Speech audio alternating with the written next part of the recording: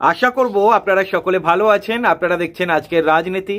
আপনাদের কাছে একটাই অনুরোধ থাকবে, ভিডিওটা পুরোটা দেখবেন, কারণ আজকের শতরূপ ঘোষের কিছু চমৎকার বক্তব্য আপনাদেরকে শোনাবো। উনি একটা সভায় গিয়েছিলেন, সেই সভায় গিয়ে তৃণমূল বিজেপিকে কিভাবে আক্রমণ করলেন, বলবো মিষ্টি ভাষায় আক্রমণ করেছেন। এবং উনি এইটাও বলেছেন যে সিপিআইএম পার্টি নাকি মানুষের পার্টি, সিপিআইএম পার্টি নাকি কর্মীদের কথা শুনে চলে, সিপিআইএম পার্টি নাকি আপনাদের কথা শুনে চলে। আমি জানি না আলটিমেটলি এই যে 2011 সালের পর থেকে বামপন্থী কর্মী যারা রয়েছে, এই কর্মীদের কথা শুনে এই সিপিআইএম পার্টিটা কংগ্রেসের হাত ধরেছিল কিনা। তবে শতরূপ ঘোষ যে কথাগুলো বলেছেন ওটা ফেলে দেওয়ার কথা নয়। ভিডিওটা একটু লম্বা হবে, কারণ শতরূপের বক্তব্যটাই বেশিরভাগ পার্টে দেখাবো। আপনাদের কাছে অনুরোধ থাকবে এই ভিডিওটা মানুষের কাছে পৌঁছে দিন। শতরূপ ঘোষ মানে যা যা কথাগুলো বলেছে, কথাগুলোর মধ্যে যথেষ্ট যুক্তি রয়েছে, তাৎপর্যপূর্ণ, মানুষকে শোনা উচিত বলে আমিও মনে করছি। যারা রাজনৈতিক সচেতন মানুষ তাদের কাছে পৌঁছে দেবার দায়িত্ব আপনাদের। আপনারা বিভিন্ন জায়গায় শেয়ার করুন এবং লাইক করুন, কারণ লাইক করলে ভিডিওটা অনেকের কাছে পৌঁছে যায়। চলুন বেশি কথা খরচা করব না, ভিডিওটা শুনুন আপনারা শতরূপ ঘোষ কি বললেন। যারা আমাদের পার্টিকে সমর্থন করেন, যারা করেন না, তারা সবাই জানেন যে কমিউনিস্ট পার্টি, সিপিআইএম কি যে কোনো বামপন্থী দল কোনো পিসি ভাইপোর মালিকানাধীন প্রাইভেট ন্যাশনাল কোম্পানি নয়, প্রাইভেট লিমিটেড কোম্পানি নয়, যে ঘরের ভেতর মালকিন বসে পায়ের ওপর পা তুলে একটা হুকুম করে দিল আর সেই হুকুমে দুনিয়া চলল। আমাদের পার্টি গণতান্ত্রিক প্রক্রিয়ার মধ্যে দিয়ে প্রতিটা স্তরের আমাদের কমিটি নির্বাচিত হয়। আমাদের পার্টি কোন পথে কাজ করবে তার রাজনৈতিক লাইন শুধুমাত্র পার্টির মধ্যে নয়, পার্টির বাইরেরও সাধারণ মানুষের সাথে কথা বলে সম্মেলনের প্রক্রিয়ার মধ্যে দিয়ে 3 বছর অন্তর অন্তর ঠিক হয়। আমাদের সম্মেলনের প্রক্রিয়া চলছে। এই জানুয়ারি মাসের শেষে, সামনের মাসের শেষে আমাদের পশ্চিম বর্ধমান জেলা সম্মেলন হবে, ফেব্রুয়ারিতে আমাদের রাজ্য সম্মেলন হবে, এপ্রিলে পার্টি কংগ্রেস হবে। যারা আমাদের পার্টিকে পছন্দ করেন, যারা পছন্দ করেন না, তারা সবাই জানেন যে কমিউনিস্ট পার্টি এই পথে চলে।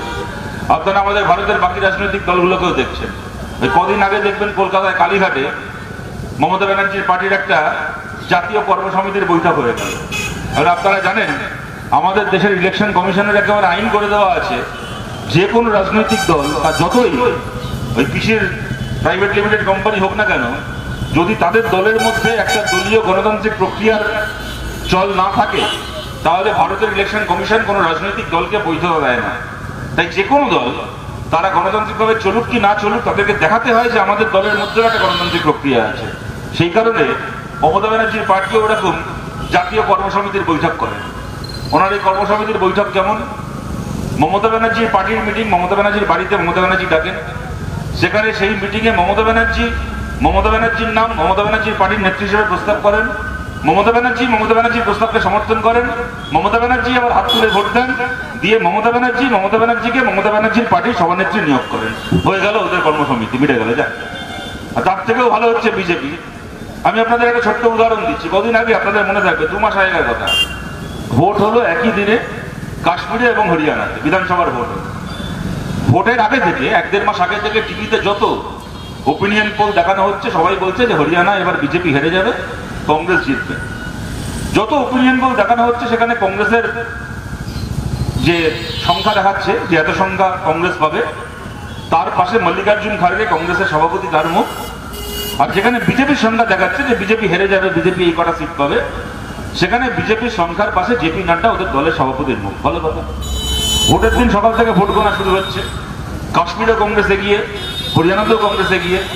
যথারীতি টিভি স্ক্রিনে কংগ্রেসের নামের পাশে খাড়গে আর বিজেপির নামের পাশে, মানে সংখ্যার পাশে, জেপি নাড্ডার মুখ। একটু বেলা বাড়ার সঙ্গে সঙ্গে হরিয়ানা ট্রেন্ড বদলাতে শুরু করলো। কাশ্মীরে কংগ্রেস জিতছে, অনেক ভোটে এগিয়ে, মানে অনেক ব্যবধানে এগিয়ে গেছে, বিজেপি গোহারা হারছে। হরিয়ানাতে একটু বেলা 10-10:30 পর থেকে আস্তে আস্তে ট্রেন্ড পাল্টাতে শুরু করলো।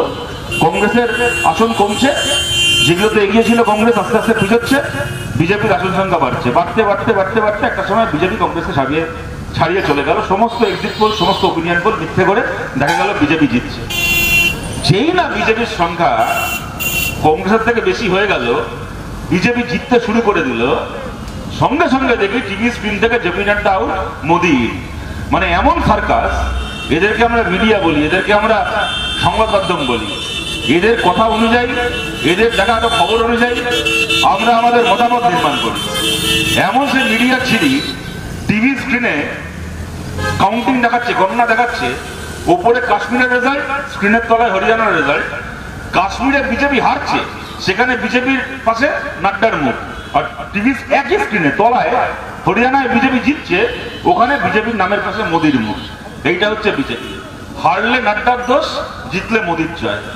আমাদের পার্টিতে আমরা 34 বছর যখন জিতেছি তখনও বলিনি যে আমরা জ্যোতি বসুর জন্য জিতেছি, একার জন্য, বুদ্ধদেব ভট্টাচার্যের একার জন্য জিতেছি। আমরা হেরে গেলেও বলি না যে একা কোনো নেতার জন্য কি দুজন নেতার জন্য, তিনজন নেতার জন্য আমরা হেরে গেছি। সুখে দুঃখে, পুণ্যে পাপে, পতনে উত্থানে কমিউনিস্ট পার্টি একটা পরিবার ছিল, পরিবার আছে, পরিবার থাকবে। আমাদের সব জয়ের কৃতিত্ব আমাদের সবার, আমাদের সমস্ত পরাজয়ের ব্যর্থতা গ্লানি আমাদের সবার। আমাদের যাবতীয় পরাজয়কে জয় করে সামনের দিকে এগোনোর দায়ভার আমাদের দায়িত্ব, তাও আমাদের সবার মিলিত দায়িত্ব, আমাদের মিলিত অগ্রগতি। আমরা একসঙ্গে সামনের দিকে এগোতে চাই। সম্মেলনের প্রক্রিয়া, আমাদের পার্টিকে শক্তিশালী করার প্রক্রিয়া, এই প্রক্রিয়ার মধ্যে দিয়ে আমরা 2025 সালের যোগ্য পার্টি। আজ থেকে 100 বছর আগে, 105 বছর আগে 1920 সাল থেকে ভারতে কমিউনিস্ট পার্টি চলছে। এই ভারতের কমিউনিস্ট আন্দোলন ভারতবর্ষকে, ভারতবর্ষের মানুষকে রাইট টু এডুকেশন দিয়েছে। ভারতের কমিউনিস্ট আন্দোলন ভারতের মানুষকে রাইট টু ইনফরমেশন, তথ্যের অধিকার জানার আইন দিয়েছে। ভারতের কমিউনিস্ট আন্দোলন অপারেশন বরদা করেছে, প্রথম গোটা ভারতের মানুষকে দেখিয়েছে কৃষকের হাতে, ক্ষেত মজুরের হাতে জমির মালিকানা দেওয়া যায়, আমরা দিয়েছি।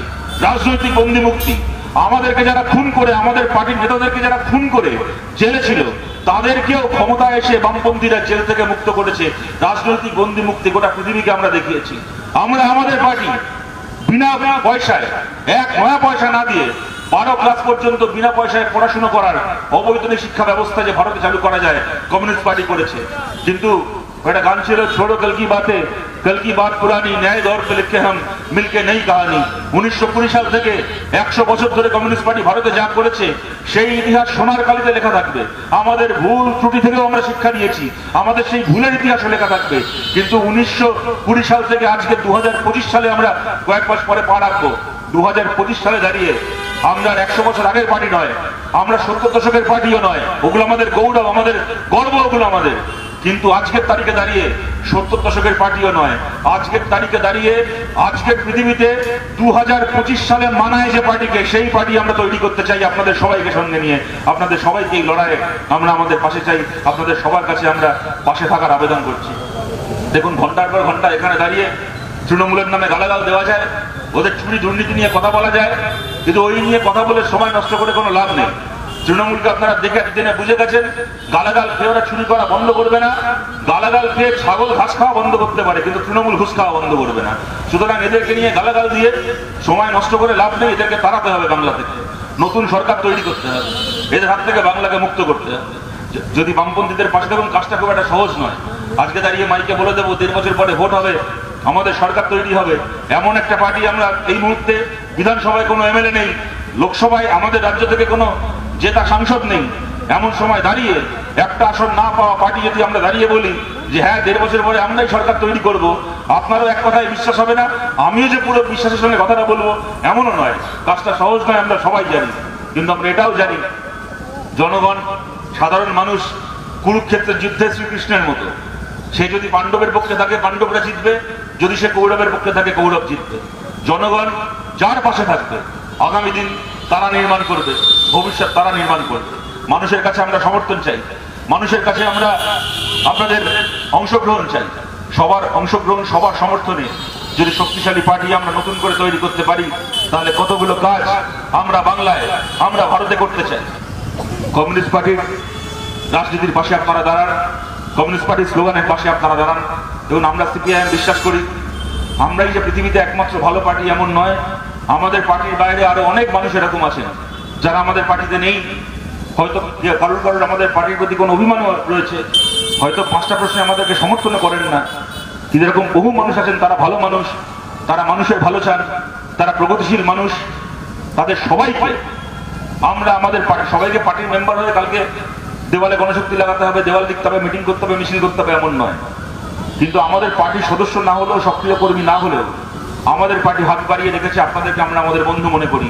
আমাদের পার্টির বাইরেও থাকা বহু মানুষ যারা বামপন্থী, যারা প্রগতিশীল, যারা জনগণের ভালো চান, মানুষের ভালো চান, তাদের সবাইকে আমাদের পার্টির যে বৃহত্তর পরিবার, সেই পরিবারের অংশীদার আমরা মনে করি।